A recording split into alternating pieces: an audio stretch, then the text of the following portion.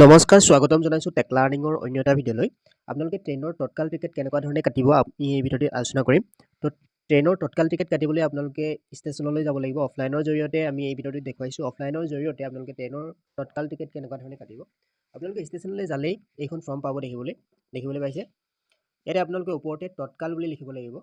তৎকাল লিখাৰ পিছত আপোনালোকে ট্ৰেইন নাম্বাৰ আৰু ট্ৰেইনৰ নেমটো অৰ্থাৎ ট্ৰেইন নাম্বাৰ বা ট্ৰেইনৰ নেমটো লিখিলেই হ'ব। আমি ইয়াত ট্ৰেইনৰ নটো লিখিছোঁ। তাৰপিছতে আপোনালোকে ইয়াতে ডেট অফ জাৰ্নি দেখিবলৈ পাইছে। 11 তাৰিখে যাব, আপোনালোকে 10 তাৰিখেই তাৰ কাৰণে টিকেট কাটিব লাগিব।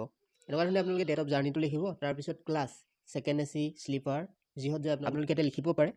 Second AC, third AC, first AC, sleeper তো কিহত যায়। আৰু তাৰপিছতে আছে কেইজনৰ কাৰণে আপোনালোকে টিকেট কাটিছে। তো মই ইয়াত 3জনৰ কাৰণে ইয়াত 3 লিখি দিব বা আপোনালোকে 4জনৰ কাৰণে। তো ইয়াতে এটা কথা আপোনালোকে মন কৰিবলগীয়া, তৎকাল টিকেট আপোনালোকে 4জনৰ কাৰণেহে এখন ফৰ্মত ফিল আপ কৰিব পাৰিব। তাৰপিছত ষ্টেচন ফৰ্ম, কোনটো ষ্টেচনৰ পৰা আপোনালোকে যাব তো তাৰ ষ্টেচনটো লিখিব। ত্ৰিপুৰ জংচন আমি এনেকুৱা ধৰণে লিখিছোঁ। তাৰপিছত ক'লৈ যাব, নিউ তিনিচুকীয়া, তো এনেকুৱা ধৰণে আপোনালোকে লিখিব। তাৰপিছত বৰ্ডিং এট একে ছেম টু ছেম লিখি দিব, ত্ৰিপুৰ জংচন তাৰপিছত আপ টু নিউ তিনিচুকীয়া। তাৰপিছতে আপোনালোকে মোবাইল নাম্বাৰটো লিখি দিব। তাৰ তলত তাৰপিছত আপোনালোকে ইয়াত দেখিবলৈ পাইছে 3জনৰ নাম আমি কেপিটেল লেটাৰত লিখি দিছোঁ। আপোনালোকেও কেইজন যায়, অৰ্থাৎ আপোনালোকে 4জনৰ কাৰণেহে তৎকাল টিকেট বুকিং কৰিব পাৰিব। তো কেইজন যায় আপোনালোকে কেপিটেল লেটাৰত নামকেইটা লিখাৰ পিছত আপোনালোকে নেশ্যনেলিটি ইণ্ডিয়ান লিখিব। IN দিলেও আপোনালোকৰ হৈ যাব। তাৰপিছত মেল ফিমেল লিখিব, M লিখিব মেল যদি হয়, আৰু যদি ফিমেল হয় F লিখিব। তাৰপিছত এজ আপোনালোকে লিখি দিব এনেকুৱা ধৰণে। এজ এনেকুৱা ধৰণে লিখাৰ পাছতে আপোনালোকে স্ক্ৰল ডাউন কৰিলে দেখিবলৈ পাব ফৰ্মখনত ৰিটাৰ্ণ টিকেটো আপোনালোকে কাটিব পাৰে। আমি ৰিটাৰ্ণ টিকেট নাকাটো। ৰিটাৰ্ণ টিকেট কাটিলে ছেম আপোনালোকে train number, date of journey, class, station from আৰু ষ্টেচন ক'লৈ যায় সেইখিনি লিখিলেই হ'ব। আমি ৰিটাৰ্ণ টিকেট কাটা নাই, সেইকাৰণে আমি ডাইৰেক্ট তলৰ ষ্টেপটো আমি ফ'ল' কৰিছোঁ।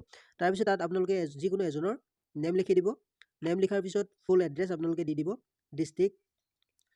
ডিষ্ট্ৰিক্ট লিখিব, ষ্টেট লিখিব, আপোনালোকে ভিলেজ, পোষ্ট অফিচ লিখি দিব। সম্পূৰ্ণ ফুল এড্ৰেছ দিব। তাৰপিছত আধাৰ নাম্বাৰ আপোনালোকে দিব পাৰে। আধাৰ নাম্বাৰ আপোনালোকৰ অপশ্যনেলো হয়, নিলিখিলেও কোনো আপত্তি নাই। তাৰপিছত আপোনালোকৰ মোবাইল নাম্বাৰ লিখিব। তাৰপিছত ছিগনেচাৰ দিব, তাত ডেট এণ্ড টাইমটো যিদিনা আপোনালোকে ফৰ্মখন ফিল আপ কৰিছে ডেট এণ্ড টাইমটো লিখি দিব। ইমানেই আপোনালোকে ওপৰত একেবাৰে ফৰ্মখনৰ যি ওপৰ হয়, ওপৰত আপোনালোকে তৎকাল বুলি লিখি দিব। তৎকাল লিখাৰ পিছত আপোনালোকে এই ফৰ্মখন জমা দিব। ফৰ্মখন জমা দিয়াৰ পিছতেই আপোনালোকে এইখন শ্লিপ দিব। এই শ্লিপখন আপোনালোকে ট্ৰেইনত যাওঁতে লৈ যাব লাগিব। আপুনি দেখিবলৈ পাইছে এইখন আমাক শ্লিপ দিছে ট্ৰেইন ষ্টেচনৰ পৰা। তো আপোনালোকে এনেকুৱা ধৰণে ট্ৰেইন জাৰ্নি তৎকাল টিকেটৰ জৰিয়তে কৰিব পাৰিব। বন্ধু বান্ধৱীসকল, ভিডিঅ'টিৰ জৰিয়তে ইমানেই জনাবলগীয়া আছিল। যদি এই ভিডিঅ'টি ভাল লাগিল এটা লাইক কৰি দিবলৈ নাপাহৰিব, আৰু আমাৰ চেনেলত যদি প্ৰথমবাৰৰ কাৰণে আহিছে তেনেহ'লে চেনেলটি ছাবস্ক্ৰাইব কৰি কাষৰ বেল আইকনটো প্ৰেছ কৰিবলৈ নাপাহৰিব। ধন্যবাদ।